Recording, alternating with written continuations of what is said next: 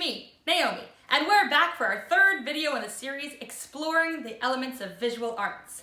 Today's focus is texture.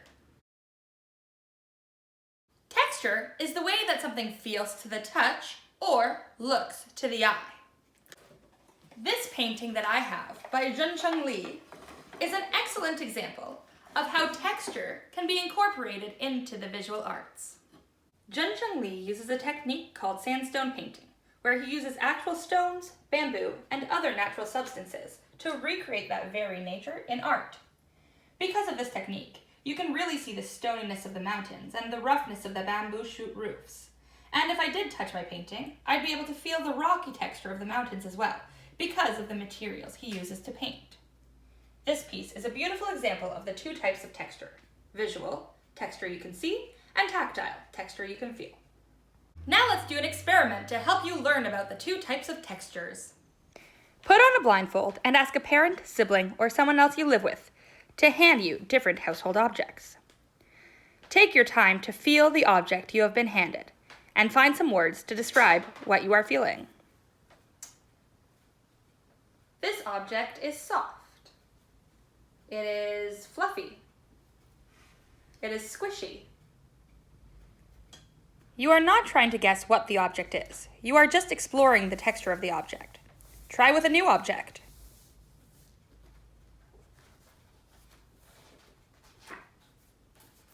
This object is firm. It is smooth. It is also flimsy. After you've explored 5 or 6 different objects by feeling them, ask your helper to arrange the objects in a line on the table in front of you, in a different order than you felt them. Once they have done that, you can take off your blindfold. Now look at the objects in front of you, but don't touch them. By using your eyes only, try to figure out which objects possess which textures. This object is soft and fluffy and squishy. You did it!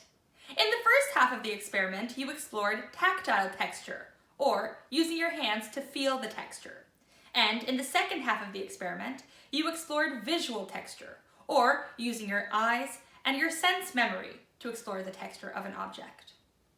Now that you're a texture expert, let's put it on the page! We'll be making textured, vintage-inspired iron-on transfers. First things first, you, or the adult that's helping you, need to plug in your iron so it starts to heat up. Make sure it's on the lowest possible temperature setting and that it's a dry iron setting. I like to use the synthetic setting on my iron. Then, cut a 5x5 inch square out of a white piece of paper, because it's time to create your transfer design.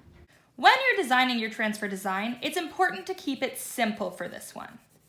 I'm just going to do diagonal rainbow stripes all the way down my piece of paper.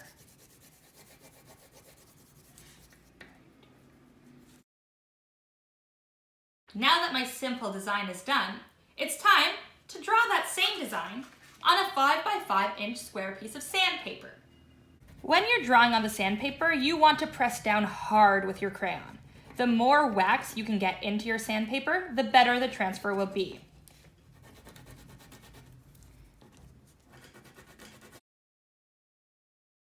Now that your sandpaper transfer is ready, it's time to actually perform the transfer. Pick a color of construction paper that you want as the background. I'm going to pick purple, and put it down on an iron-safe surface. Then, put your sandpaper transfer face side up on top of that paper so you know what it's going to look like. Get the paper that you're actually going to do the transfer onto and put it on top of that. And finally, put a scrap piece of paper on top of that piece of paper in case any wax bleeds through or any moisture so that it doesn't ruin your iron. You, or the adult that's helping you, should put the iron down firmly on the piece of paper and start to make slow circles. Press down firmly to help the transfer. You'll probably see a little bit of moisture coming through the second piece of paper. That's okay, because now we're finished. So let's see what happened. How cool is that transfer? Notice that the design is reversed from the original design. When you make a transfer in this way, it will always make a mirror image of what you draw. Notice the texture of the transfer. Because the sandpaper is rough and bumpy, so is the transfer. And it gives your final product a worn, vintage look, which I think is super neat. Now that you understand the process of making an iron-on transfer, get creative. Try making a new design. Or maybe try a new design on an old transfer and see what happens. Or make a whole bunch of smaller designs and make a grander picture using a bunch of small cutouts. Another thing I like to do is to make a letter, your first letter of your name, and make some cool art using that. But remember, the transfer will be a mirror image. So my name starts with an N, but I need to cut my N out backwards so that when I iron it on, it's the proper way.